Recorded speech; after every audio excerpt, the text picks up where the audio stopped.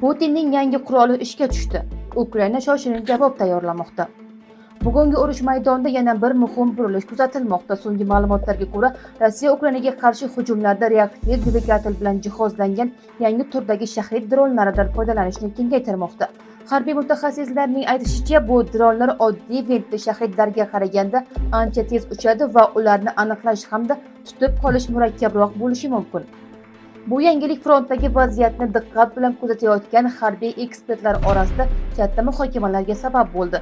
Reuters ma'lumotiga ko'ra, Rossiya qo'llayotgan shahid dronlarning taxminan 15-20% endi reaktiv dvigatel bilan jihozlangan. Bunday dronlar soatiga 500 kilometrgacha tezlikka chiqishi mumkin.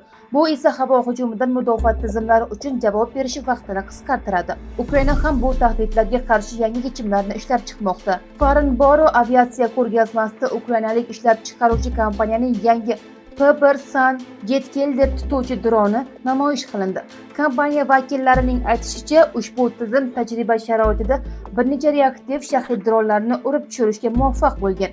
Yangi modelning ommaviy ishlab chiqarilishi avgust oyiga rejalashtirilgan. Mutaxassislarning fikricha, Rossiya va Ukraina o'rtasidagi urush endi nafaqat artilleriya va tanklar, balki dronlar o'rtasidagi poygaga ham aylangan. Bir tomonda tezroq hujum dronlari paydo bo'layotgan bo'lsa, ikkinchi tomonda ularni havoda yo'q qilish uchun yanada tezroq tutuvchi dronlar ishlab chiqarilmoqda.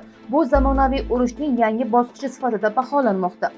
Shu bilan birga boshqa kompaniyalar ham yangi tutuvchi dronlarni ishlab chiqarmoqda. Ayrim modellar 400-500 km/soat tezlikka chiqishi rejalashtirilgan. Asosiy maqsad qimmat zenit raketalari o'rniga arzonroq va tezroq dronlardan foydalanib ommaviy hujumlarni qaytarishdir. Harbiy kuzatuvchilar ta'kidlashicha, urushning bugungi bosqichida ustunlik faqat ko'proq qurolga ega bo'lish bilan emas, balki yangi texnologiyalarni tezroq joriy eta olish bilan belgilanmoqda. Shu sababli Rossiya reaktiv hujum dronlarini ko'paytirayotgan bir paytda Ukraina ham ularga qarshi maxsus tutuvchi dronlar va yangi havo mudofaa yechimlarini ishlab chiqarishni jadallashtirmoqda. Bu o'zgarishlar frontdagi janglarning xarakteriga ta'sir qilishi mumkin. Biroq hozircha bu yangi dronlar urush natijasini o'zgartirgani haqida ishonchli dalillar yo'q. Harbiy ekspertlar yaqin haftalarda aynan shu texnologiyalar qanchalik samarali bo'lishini kuzatish muhimligini ta'kidlashmoqda.